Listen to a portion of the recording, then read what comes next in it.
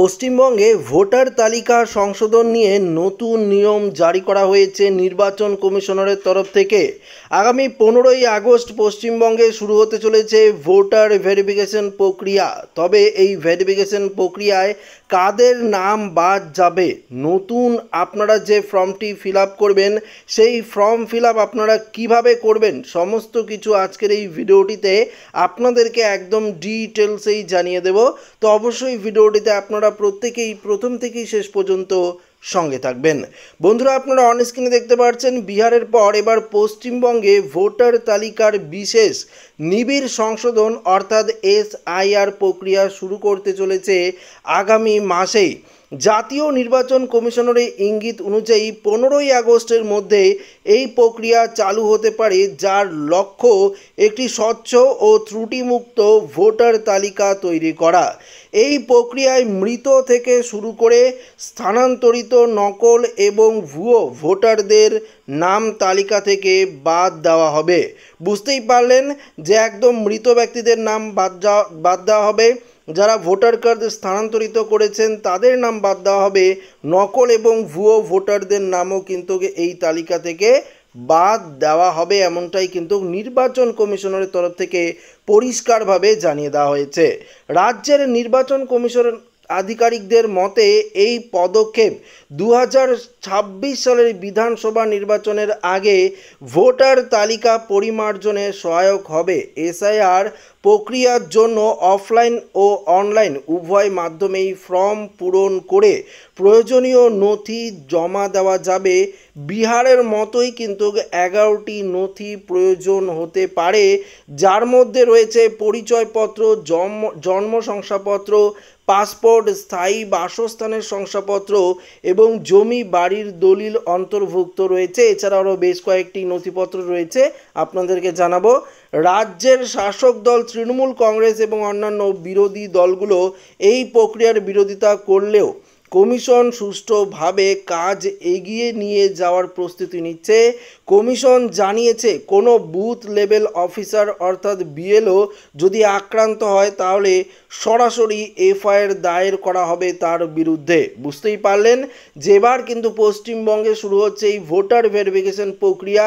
সমস্ত কিছু প্রসেস কিন্তু স্টার্ট হয়ে গেছে। বুঝতেই পারলেন, পরিষ্কারভাবে বলে দিয়েছে যে বিহারের মতোই কিন্তু পশ্চিমবঙ্গে এই ভোটার ভেরিফিকেশন প্রক্রিয়া শুরু হবে।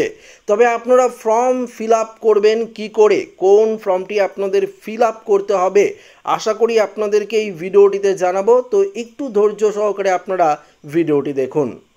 তো আপনারা অন স্ক্রিনে দেখতে পাচ্ছেন এনুমারেশন ফর্ম। এই ফর্মটি কিন্তু আপনাদেরকে ফিল আপ করে BLO অফিসারের কাছে কিন্তু জমা দিতে হবে। অ্যানেক্সচার C রয়েছে এই ফর্মটি কিন্তু বিহারের ক্ষেত্রেও প্রযোজ্য রয়েছে। আপনারা যখন ফর্মটি ডাউনলোড করবেন অনলাইনে বা মোবাইল নাম্বার দিয়ে রেজিস্টার করবেন, তখন কিন্তু ইলেক্ট্রাল নেম, ইপিক অ্যাড্রেস সমস্ত কিছু কিন্তু প্রিন্টেড থাকবে, প্রি প্রিন্টেড। দেখুন এখানে পরিষ্কার বলে দিয়েছে সিরিয়াল নাম্বার, পার্ট নাম্বার, নাম, ACPC নেম থেকে শুরু করে স্টেট সমস্ত কিছু কিন্তু প্রি প্রিন্টেড থাকবে। আপনাদের এগুলো কিন্তু ফিল আপ করতে হবে না।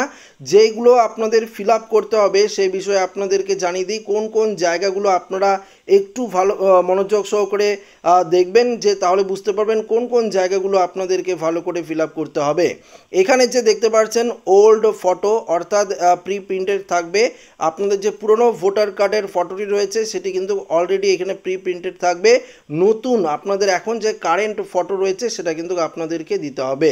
পাশাপাশি ডেট অফ বার্থ লিখতে হবে, আধার নাম্বার, ভোটার নাম্বার দেখতে পাচ্ছেন যে, এবং পাশাপাশি রেশন নাম্বার অপশনাল করা রয়েছে, কেননা ভোটার ভেরিফিকেশনের ক্ষেত্রে আধার কার্ড, রেশন কার্ড এবং ভোটার নাম্বারকে কিন্তু ভোটার কার্ডকে কিন্তু যে গ্রাহ্য করা হবে না, এমনটাই নির্বাচন কমিশনারের তরফ থেকে জানিয়ে দেওয়া হয়েছে। তাই আধার নাম্বার যদি থাকে অবশ্যই দিবেন, না দিলেও সমস্যা নেই। মোবাইল নাম্বার কিন্তু অবশ্যই আপনাদেরকে দিয়ে দিতে হবে। পাশাপাশি ফাদার বা লিগাল গার্জিয়ান নেম অর্থাৎ আপনার যে বাবার নাম সেই বাবার নাম এখানে লিখে দেবেন। এবং বাবার যে ভোটার কার্ডের নাম্বারটি রয়েছে যদি অ্যাভেলেবেল থাকে অবশ্যই এখানে লিখে দেবেন। মায়ের নাম লিখবেন, মায়ের ভোটার নাম্বার লিখবেন এবং পাশাপাশি দেখতে পাচ্ছেন এখানে পাউস নেম, অর্থাৎ যারা মহিলারা আবেদন করবেন তাদের স্বামীর নাম দেবেন, যারা স্বামী আবেদন করবেন আপনাদের স্ত্রীর নাম কিন্তু এখানে দিতে পারেন।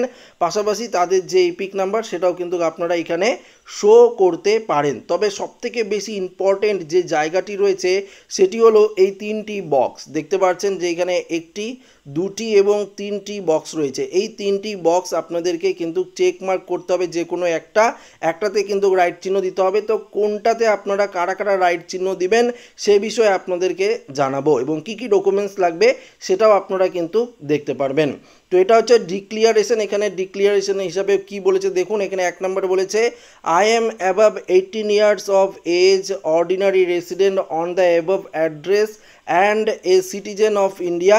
অর্থাৎ আপনারা 18 বছরের বয়সের বেশি হয়েছে এবং আপনারা ভারতের নাগরিক, সেটা আপনারা এখানে বলছেন নিজেদের মুখ থেকে, সেটাই কিন্তু এখানে ডিক্লিয়ারেশন হিসাবে এখানে কিন্তু বলা রয়েছে। 1 নম্বরে বলেছে, অর্থাৎ এই প্রথমের যে চেক বক্সটি রয়েছে এখানে কারা কারা টিক চিহ্ন দিবেন সেই বিষয়ে আপনাদেরকে জানিয়ে দিই। I was born in India before 1/7/1987। যাদের জন্ম 1/7/1987 আগে রয়েছে, বিফোর দেখতে পাচ্ছেন, তারা কিন্তু এই যে প্রথম চেকবক্স এটিতে কিন্তু ক্লিক করবেন, অর্থাৎ টিক দিবেন। এবং আপনাদের কি ডকুমেন্টস লাগবে দেখুন, এখানে provide any documents for self from the list given below establishing date of birth. জন্মের প্রমাণপত্র থাকে এমন একটি ডকুমেন্টস আপনাদের দিতে হবে। পাশাপাশি প্লেস অফ বার্থ, যেখানে আপনাদের যে ঠিকানা সেই ঠিকানার প্রমাণপত্র থাকে এমন একটি ডকুমেন্টস কিন্তু শো করতে হবে। এবার দ্বিতীয় চেকবক্সে কারা ক্লিক করবেন সে বিষয়ে আপনাদেরকে জানিয়ে দিচ্ছি। I was born in India between 1/7/1987 থেকে 2/12/2004। এটা কিন্তু 2004 দিয়েছে বিহারের ক্ষেত্রে, আমাদের পশ্চিমবঙ্গে 2002 কিন্তু এখানে থাকবে। তো এই অনুযায়ী যারা জন্মগ্রহণ করেছেন তারা কিন্তু এখানে 2 নম্বর যে চেকবক্স রয়েছে সেটাতে আপনারা টিক দেবেন। সেক্ষেত্রে আপনাদের কি কি ডকুমেন্টস লাগবে দেখতে পাচ্ছেন, প্লেস অফ বার্থ এবং এখানে দেখতে পাচ্ছেন ডেট অফ বার্থ। এই অনুযায়ী যে ডকুমেন্টস রয়েছে সেটা আপনাদের শো করতে হবে, অর্থাৎ date of birth, place of birth হিসাবে জন্ম সার্টিফিকেট শো করলেও কিন্তু হবে। এছাড়াও যাদের 2002 সালের ভোটার লিস্টে নাম রয়েছে সেই ভোটার লিস্টটি যদি আপনাদের দেখান তাহলেও কিন্তু হয়ে যাবে। এবং আপনার সন্তানদেরও যদি 2002 সালের লিস্টে নাম না থাকে, আপনার নাম থাকে, তাহলে আপনাদের সন্তানদেরও কোনো রকম ডকুমেন্টস লাগবে না এই ভোটার ভেরিফিকেশনের ক্ষেত্রে। এমনটাই কিন্তু নির্বাচন কমিশনারের তরফ থেকে পরিষ্কারভাবে জানিয়ে দেওয়া হয়েছে। এছাড়াও দেখতে পাচ্ছেন যাদের জন্ম এই দ্বিতীয় নম্বর চেকবক্সে বলেছি যে 1987 থেকে 2002 এর মধ্যে থাকবে, তারা নিজেদের তো এখানে ডেট অফ বার্থ অর্থাৎ জন্মের প্রমাণপত্র দেবেন, পাশাপাশি বাবা মায়ের অর্থাৎ ভোটার কার্ড যেটি রয়েছে সেটিও কিন্তু আপনাদেরকে দেখাতে হবে, বা বাবা মায়ের যে ডেট অফ বার্থ বা প্লেস অফ বার্থের যে ডকুমেন্টস রয়েছে সেটি আপনারা অবশ্যই এই ভোটার ভেরিফিকেশনের ক্ষেত্রে কিন্তু দেখিয়ে দেবেন। যদি আপনাদের 2002 সালের বাবার লিস্টে নাম থাকে তাহলে কিন্তু এই সমস্ত কিছু ডকুমেন্টস আপনাদের লাগবে না, সেটা কিন্তু আপনাদেরকে বারবার বলছি। তৃতীয় নম্বর চেকবক্সে কারা ক্লিক করবেন, I was born in India after 2/4/2000, দেখতে পাচ্ছেন 2/12/2004, এটা অবশ্যই 2002 হবে পশ্চিমবঙ্গের ক্ষেত্রে। তো এই অনুযায়ী যারা 2002 এর পরে জন্মগ্রহণ করেছেন তাদের ক্ষেত্রে কি কি ডকুমেন্টস লাগবে সে বিষয়ে এখানে দেখুন পরিষ্কারভাবে কি কি বলে দেওয়া হয়েছে। দেখতে পাচ্ছেন provide any documents of self from the list given below establishing date of birth, place of birth, অর্থাৎ জন্ম এবং বাসস্থানের ঠিকানার প্রমাণপত্র হিসাবে ডকুমেন্টস শো করতে হবে। এক্ষেত্রে আপনাদেরকে জানিয়ে দিই আধার কার্ড, ভোটার কার্ড এবং রেশন কার্ড কিন্তু প্রযোজ্য হবে না। পাশাপাশি দেখতে পাচ্ছেন আপনার বাবা মারও কিন্তু সেম ডকুমেন্টস আপনাদেরকে দিতে হবে। পাশাপাশি দেখতে পাচ্ছেন যে বাবার পাশাপাশি মায়েরও ডকুমেন্টস কিন্তু এখানে শো করতে হবে, এটাই কিন্তু পরিষ্কারভাবে বলে দিয়েছে। এছাড়াও আরও কি কি গুরুত্বপূর্ণ রয়েছে এখানে সে বিষয়ে আগের ভিডিওতে আপনাদেরকে জানিয়ে দিয়েছি। এবার যে সবথেকে বেশি ইম্পর্টেন্ট যে বিষয়টা সেটা আপনাদেরকে জানিয়ে দিই। দেখুন এখানে পরিষ্কার বলেছে যে সিগনেচার অবশ্যই আপনারা সিগনেচার করবেন। যারা সিগনেচার করতে পারেন না, সই করতে পারেন না, আপনাদের কিন্তু বাম হাতের যে বুড়ো আঙুল রয়েছে তার যে টিপসই সেটা কিন্তু দিতে হবে। এখানে ডেট এবং প্লেস অবশ্যই লিখতে হবে। 11টি ডকুমেন্টসের কথা আপনাদেরকে এবার জানিয়ে দিই। নির্বাচন কমিশনারের তরফ থেকে যে 11টি ডকুমেন্টসের কথা বলা হয়েছে, বিহারের ন্যায় যেহেতু পশ্চিমবঙ্গে শুরু হবে তো সেম 11টি ডকুমেন্টসই কিন্তু লাগবে। দেখতে পাচ্ছেন এনি আইডেন্টি কার্ড বা pension payment order issue to regular employee বা pensioner of any central government বা স্টেট গভর্নমেন্ট বা পিএসইউ।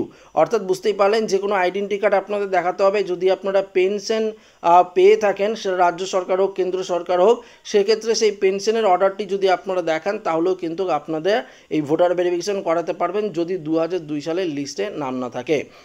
দ্বিতীয়ত বলেছে এনি আইডেন্টি কার্ড, দেখতে পাচ্ছেন certificate document issue in India by government local authorities, দেখতে পাচ্ছেন লোকাল অথরিটিসের যদি কোনো সার্টিফিকেট থাকে অর্থাৎ ভারত সরকারের দ্বারা, সেটিও কিন্তু প্রযোজ্য হবে। ব্যাংক, দেখতে পাচ্ছেন ব্যাংকের বই থাকলেও প্রযোজ্য হবে, পোস্ট অফিসের বই থাকলেও প্রযোজ্য হবে, এলআইসির কাগজপত্র থাকলেও প্রযোজ্য হবে, পিএসইউর যদি কোনো কাগজপত্র থাকে সেক্ষেত্রেও প্রযোজ্য হবে। তবে এখানে টাইটেরিয়া দিয়েছে 1/7/1987 আগে কিন্তু এই কাগজপত্র থাকলে আপনারা কিন্তু সেটি ভ্যালিড ডকুমেন্ট হিসাবে এখানে দেখাতে পারবেন। 3 নম্বর বলেছে, দেখতে পাচ্ছেন এখানে বার্থ সার্টিফিকেট, যেটা জন্ম সার্টিফিকেট। 4 নম্বর বলেছে পাসপোর্ট। এখানে 5 নম্বর বলেছে মাধ্যমিক বা কোনো স্কুলের যে সার্টিফিকেট রয়েছে সেই সার্টিফিকেট যদি আপনারা দেখান সেটাও কিন্তু প্রযোজ্য হবে। যারা মাধ্যমিক পরীক্ষা দিয়েছেন তাদের মাধ্যমিকের অ্যাডমিট কার্ড দেখালেই হয়ে যাবে। 6 নম্বর বলেছে, দেখতে পাচ্ছেন permanent resident certificate issue by complement state authority, দেখতে পাচ্ছেন রেসিডেন্ট সার্টিফিকেট যদি স্টেট অথরিটি থাকে তাহলে সেটি দেখাতে পারেন। ফরেস্ট রাইট সার্টিফিকেট, বন দপ্তরের দ্বারা কোনো যদি সার্টিফিকেট থাকে সেটিও আপনারা দেখাতে পারেন। কাস্ট সার্টিফিকেট দেখালেও হবে, এসসি এসটি ওবিসি যারা রয়েছেন সেটি দেখালেও হবে। ন্যাশনাল রেজিস্টার অফ সিটিজেন, দেখতে পাচ্ছেন ন্যাশনাল রেজিস্টার সিটিজেনের দ্বারা যে সার্টিফিকেট থাকে সেটি দেখালেও চলবে। 10 নম্বর বলেছে ফ্যামিলি রেজিস্টার, দেখতে পাচ্ছেন প্রেসাইড বাই স্টেট বা লোকাল অথরিটিসের দ্বারা যদি কোনো সার্টিফিকেট থাকে সেটিও হবে। সবথেকে বেশি ইম্পর্টেন্ট 11 নম্বর ডকুমেন্টটি সবথেকে বেশি ইম্পর্টেন্ট কেন, দেখতে পাচ্ছেন এনি ল্যান্ড হাউস বা অ্যালটমেন্ট সার্টিফিকেট বাই গভর্নমেন্ট, যদি আপনাদের জমির কোনো রেজিস্ট্রি জমির সার্টিফিকেট থাকে বা বাসস্থানের সার্টিফিকেট থাকে, দলিল সার্টিফিকেট থাকে, সেটিও কিন্তু আপনারা দেখালে নাগরিকত্বের প্রমাণ কিন্তু দিতে পারবেন। তো পশ্চিমবঙ্গে বুঝতেই পারলেন 15ই আগস্টের মধ্যে শুরু হতে চলেছে, এমনটাই কিন্তু নির্বাচন কমিশনের তরফ থেকে জানিয়ে দেওয়া হয়েছে। তো আশা রাখবো ভিডিওটি প্রত্যেকের ভালো লেগেছে। ভিডিওটি ভালো লাগলে লাইক করবেন, ওদের সাথে শেয়ার করবেন, নতুন হয়ে থাকলে এই চ্যানেলটিকে সাবস্ক্রাইব করে নেবেন। ধন্যবাদ।